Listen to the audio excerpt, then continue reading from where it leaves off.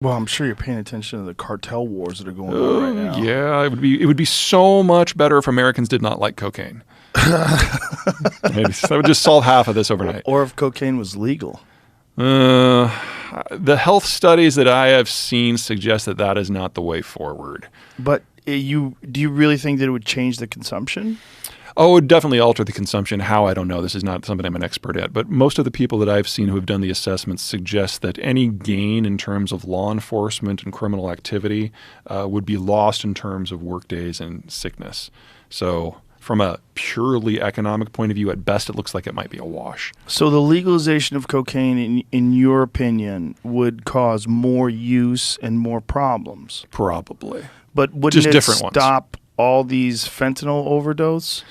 Because this is an issue with the illegalization. See, that's the problem. When you ask people why they're taking what drug, to say that if cocaine was immediately available that they'd stop taking fentanyl, I don't know. But they're not taking fentanyl on purpose. Oh, you're talking about the the stuff that's cut fentanyl in. deaths is cut. Like cocaine fentanyl deaths are very high. Well, then you're talking about a regulatory issue. And just keep in mind that whenever you move something in from an illegal to a regulatory point of view, there is how should we call this? An adjustment process.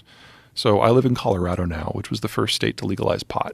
And what we discovered was that, yes, you solve some problems and you bring a lot of money in for the government, but it has criminalized a lot of economic activity in Colorado. Because think about what happened with pot. It's still controlled from a financial point of view at the federal level. Mm-hmm. So banks won't touch it. So all the pot dispensaries have a walk-in safe where they keep all the cash. Yeah. So the Federal Reserve is like, this is a theft issue. This is a security issue. We can't allow this to happen. So what we're going to do is we're going to hire out a bunch of armored cars and trucks, and we're going to send these to these pot dispensaries after hours. And with armored guards, we're going to come in and we're going to take all your cash. We're going to spray a lot of Febreze on it. We're going to take it back to the Federal Reserve building. We're going to count it and give you a digital deposit. The Sinaloa cartel is like, whoa, whoa, whoa, whoa, whoa. Let me get this right. The Federal Reserve of the United States of America is now in the business of money laundering. Count us in. And so now they are laundering their money through the pot industry of Colorado. And it's generated just a different problem.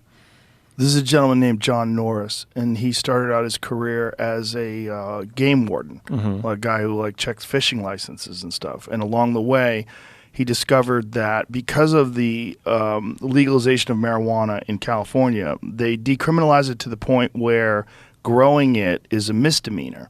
And so people are growing it on federal land, on state land. And so these state forests and federal forests in California are filled with cartels. They're growing marijuana. So he had to form a tactical unit to combat these cartels. So they're wearing tactical gear, and this guy was a game warden, and now they've got Belgian Malinois and fucking machine guns, and they're going in there and they're fighting off cartels. And he wrote this book called Hidden Wars. It's fucking crazy. Yeah, there's rarely a silver bullet, unfortunately. But this is the problem that you have when you have it illegal. I mean, this is literally what propped up organized crime during the Prohibition. This is what funded the mafia. They ran booze illegally because it was illegal. Well, so criminals are going to be in charge of things that there's a demand for when there's an enormous economic incentive. I think the mafia is a great example for why you shouldn't look for the silver bullet. Because, yes, that in the 1920s during Prohibition was one of the big reasons it got going. But the mafia didn't waste any time in diversifying, and neither of the cartels.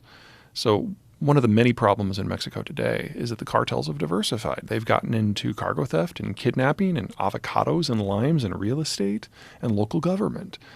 And criminality is always going to exist. Now, the attractiveness of gutting them of some of their primary income, should we look at that? Of course. But it's not so simple as removing one and it just all stops. Because of the limes and avocados and all these other things. Because, these are things that are obviously legal. Right. But the cartels have found a way to take it over and make it their own. But isn't that the problem was initially because of illegal drugs. So that's where they got their enormous resources. Well, I would say that allowed them to expand into other semi-legal or legal. I'd say the problem was lack of rule of law, and that goes to Chicago as well. And the way we ultimately got past that is after Prohibition ended, it still took 20 to 30 years to kind of ground down the mob. And we welcomed them into politics to normalize it. So careful what you wish for.